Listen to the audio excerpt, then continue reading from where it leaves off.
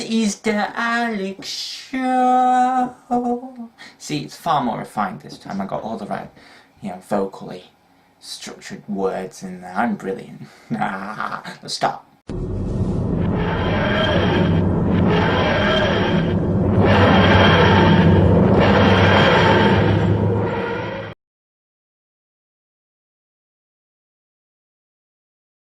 Hey guys, I am Torchwood and welcome to the Alex Show.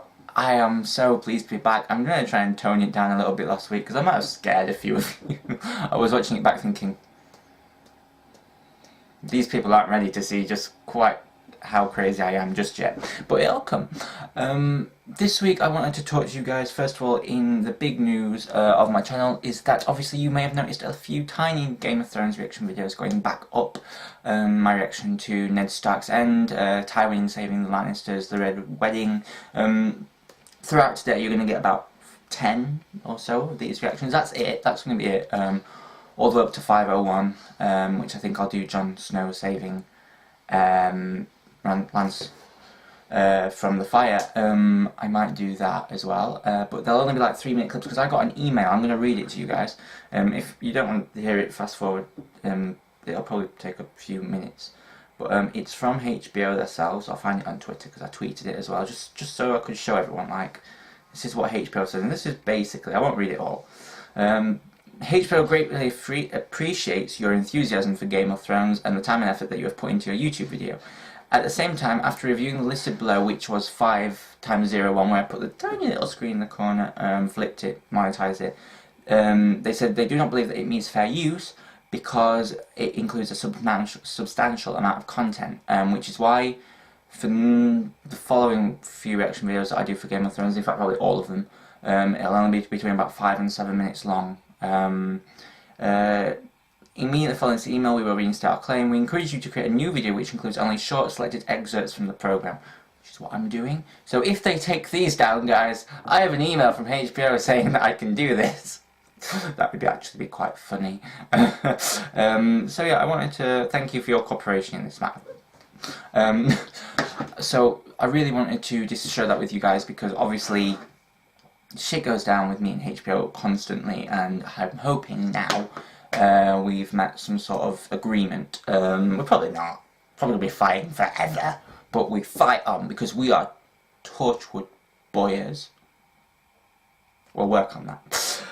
So my top 10 of the week, which is what I wanted to discuss with you. Then I'm going to get into some Marvel news because the reviews still haven't been posted and I need to know what happens in Age of Ultron to ruin it for myself and everyone around me. I have issues like that. But we'll get into that in a bit. First of all, I want to start with the top 10 and in the theme of Age of Ultron coming out in this coming week, which I'm going to see not the next weekend, the weekend after. I'm so excited. I'm going to do a top 10 Marvel Cinematic Universe films. Please note that this is only my opinion, and let's be honest, my opinion counts for dog shit. Starting off at number 10, we have The Incredible Hulk. I liked The Incredible Hulk. I did, on first viewing. Watching it second time, I switched it off halfway through.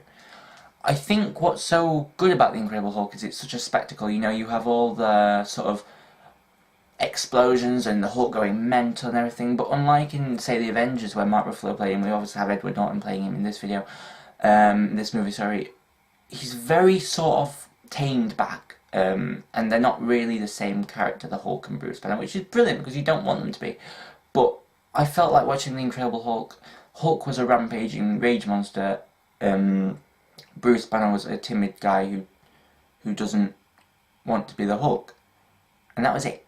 There was no character, there was no plot development. That was basically it. His relationship with Betty Ross was just, I think Liv Tyler did the best she could with the script material, but it wasn't really there, do you know what I mean? The final fight scene saved the movie for me from being an all-out dud. I do love that final fight scene, the Abomination being the Hulk, and obviously you've got Lou Ferrigno going, Hulk smash, still, even though he played him like hundreds of years ago. Well, not hundreds of years ago, that's kind of offensive, I won't say that, but quite a while ago. So yeah, it was nice, but it's certainly the weakest of the Marvel Cinematic films. Coming in at number 9, we have Iron Man 2, which introduced my favourite Avenger. Yes, that's right, my favourite Avenger is Black Widow, no surprise there, it's Scarlett Johansson. Have you seen how hot Scarlett Johansson is?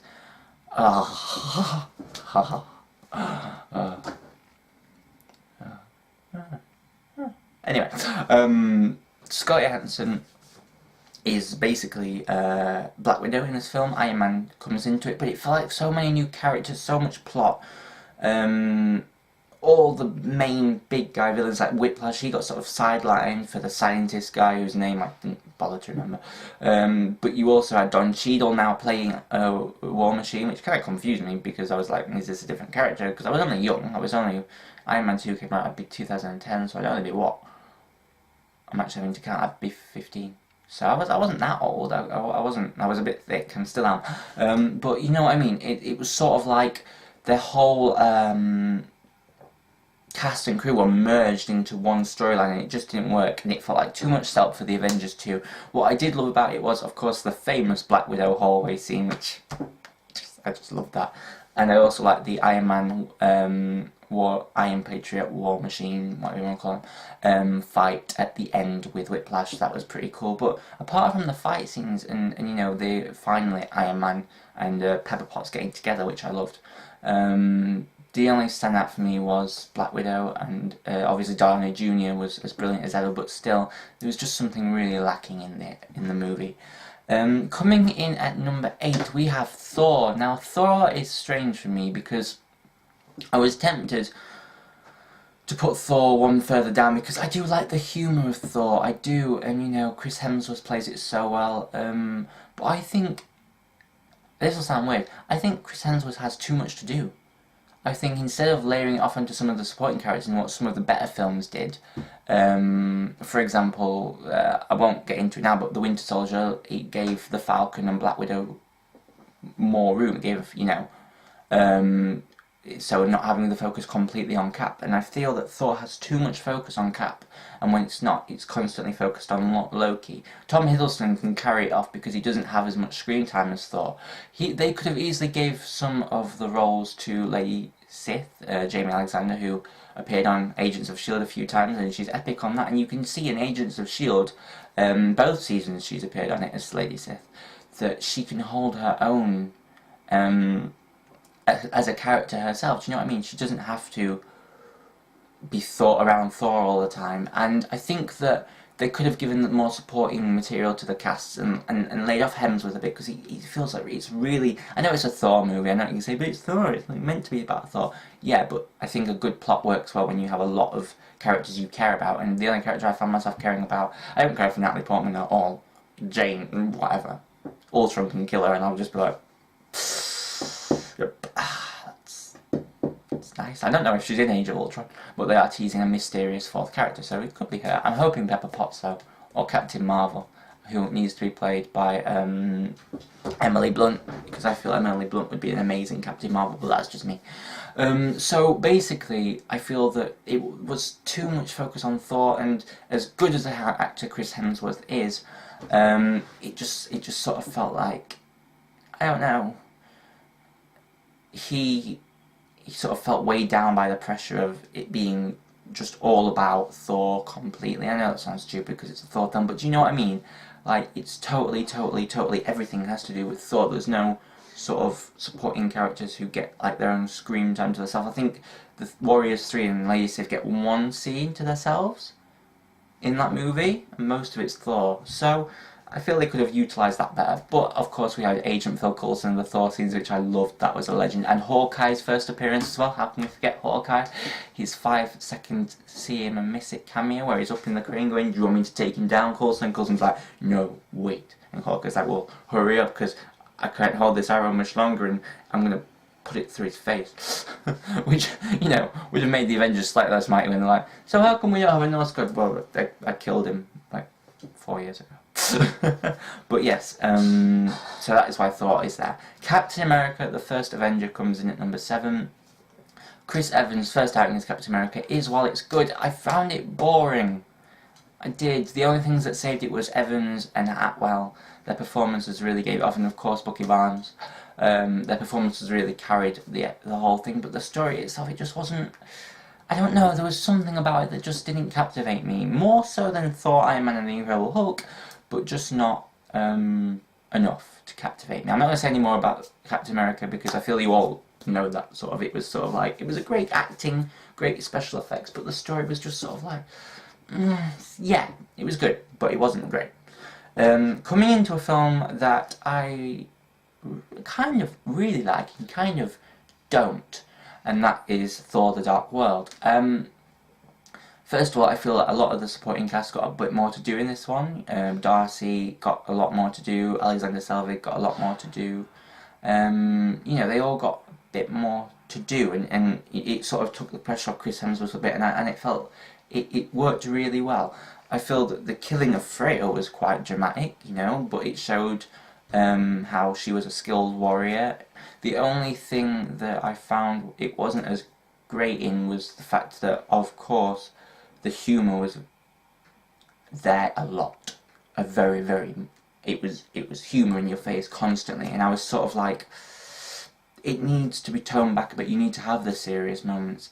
You know, you can have the funny moments, but you've got to have serious moments as well, and it just didn't work for me like that. So that puts it above the one I'm going to talk about next. Iron Man 3. I liked Iron Man 3. A lot of people didn't like Iron Man 3 because of the Mandarin, but they're just comic book boys who don't know that, you know, this is just an adaptation. It's not actual lore, you know. It's like J.R.R. Tolkien fans who go mad about The Hobbit, but they don't realise it's just an adaptation. It's nothing written in stone that this is it. It's just this one universe, and you know, like in the comic books, there's loads of universes, so that's what it is. It's just another universe. And I loved the reveal of the Mandarin. I thought it was brilliant. I loved how Pepper Potts saved the day. I loved the whole plane scene where he has to save them and they all hold hands and he drops them in the water. I thought it was brilliant. The only thing I would say is that it's not better than the other four on the list, but I really liked it. I really enjoyed it. Now, don't forget, my opinion counts for dog shit, so it doesn't really matter anyway. At number 4, we have the one that kick-started the entire project, Iron Man. Of course, Iron Man Downey Jr., who was basically a risk to take because he wasn't such a mortgageable actor either. He was quite, he had a rough period in his life, you know, he a recovering alcoholic, you know, so it's sort of like, it was make or break for Marvel, and hiring Downey Jr. was either, you know, it was going to be a really good idea or a really bad idea, and it turned out to be a brilliant idea, a really epic idea. Iron Man, you know, is still today the best, you know, sort of most loved sort of superhero generally. You know, everyone has their favourites, but he's like the general. Everyone's like, yeah, Tony Stark's awesome, Tony Stark's amazing, yeah. You know, and it's so great to see Iron Man and the comic book universe finally brought to screen in an adaptation of it. In at number 3, we have Captain America, the Winter Soldier. Wow. Do I need to say more? No. Number 2, no, I'm joking. Black Widow, the Falcon, and of course Captain America, and Winter Soldier, and, you know, Agent... What is Peggy? Not Peggy Carter, that's the other one. Peggy Carter's it as well. Haley Atwell plays a great old lady. Oh, I forget her name. Peggy Carter's niece, Sharon Carter. Sharon Carter, brilliant, yeah. All of them roles so brilliant. Maria Hill actually gets to do something. Nick Fury, you know, Maria Hill wasn't in enough. Maria Hill is undoubtedly my favourite character. Black Widow is my favourite Avenger, but Maria Hill just owns them all. I mean, she's not as powerful as any of them, but I love it to bits. I think she's just the perfect designation of a normal human being who, you know, can kick ass, and I feel she needs to do more. But anyway, moving on. I like the women, don't I? I do. Chris Evans is fallen next, but I just fancy them all. Anyway, so yes, I loved Captain America, the Winter Soldier. The plot was amazing. If you haven't seen it, because, you know, it's quite a new film, it was only last year, make sure to check it out, because it is amazing. In at number 2, we have The Avengers. I loved The Avengers, just epic. How could you not love The Avengers? The only reason that number 1 is because it was just, it made me cry. Guardians of the Galaxy is number 1, and that made me cry, but we'll get to that in a minute. The Avengers was, for me, the perfect superhero film, in every way, until Guardians of the Galaxy. And we waited for, what, 7 years for these superheroes to come together, and when they did, it was just perfect. Cannot wait for Age of Ultron, which comes out this Friday for England, and May the 1st for the US. I do get promoted by Disney, apparently. No. And in at number 1 we have Guardians of the Galaxy, because who knew the words "We are Groot" could actually make a grown man or a full cinema full of grown men cry. I must admit, I think everyone was leaving with tears in their eyes after that scene. But the humour when it opens with, and he starts dancing and all the music and the whole, I listened to that soundtrack for weeks. I loved that soundtrack. it was seriously amazing. Such an amazing film. Chris Pratt pulled it off. Zoe Saldana. I feel, Zoe Saldana had a really tough job because her character's kind of dull. She's a kick-ass woman, but I thought, make her more humorous, make her funny. Karen Gillan, Amy Pond from Doctor Who, epic! She played Nebula fantastically. Bradley Cooper as Rocket was just amazing. Vin Diesel as Groot was just blue. He was the one who made me cry. So, it's ridiculous that a talking tree who says 3, then by the end of the film 5 words, can make you cry. And obviously we had David Bautista as Drax as well, and he was a legend in his way. He just couldn't get metaphors. And it went over his head. He's like, nothing goes over my head. My reflexes are far too fast. It's just like, boom! Epic. Seriously, seriously epic. So that concludes my list of the top 10 Marvel Cinematic Films. Thank you for watching that. I know I'm kind of boring.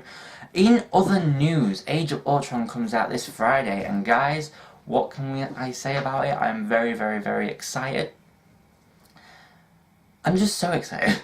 The reviews come out on the 21st. The embargo is over on the 21st, so it'll be the 22nd for the UK because it's like really late at night in the UK that we get them, and I can't bother to stay up. I'm going to ruin it for myself. I will know every little detail going into it by a week on Sunday. I don't care. I really don't care. I just want to know everything.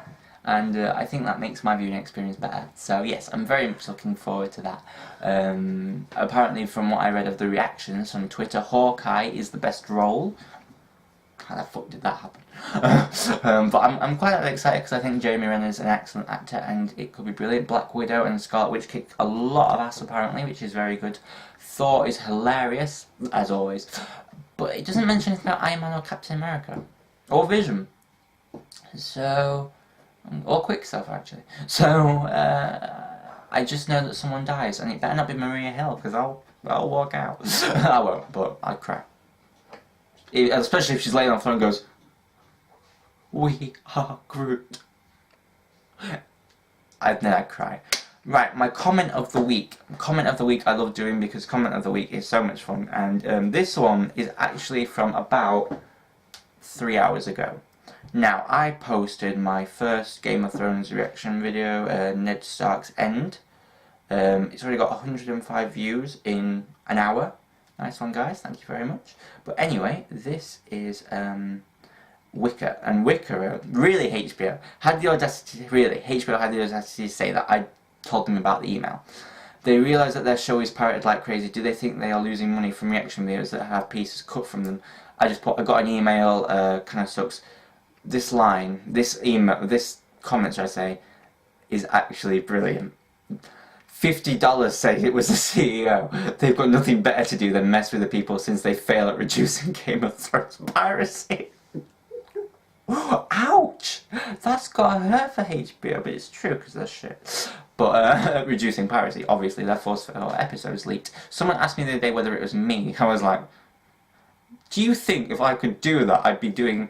I'd be working at an electrical company designing lighting. Do you think, if I was that good a hacker, do you think I wouldn't be laying on a beach right now talking to you guys on, on, I don't know, Paradise Island or something? I'd be doing that, wouldn't I? Of course I would. But no, it wasn't me who hacked Game of Thrones. That would have been fucking hilarious. I'm going to leave you now, guys. I wanted to say a big thank you to you all. I do love you. And remember some very important advice. And this is serious. My unicorn can fart rainbows, so fuck you. Bah!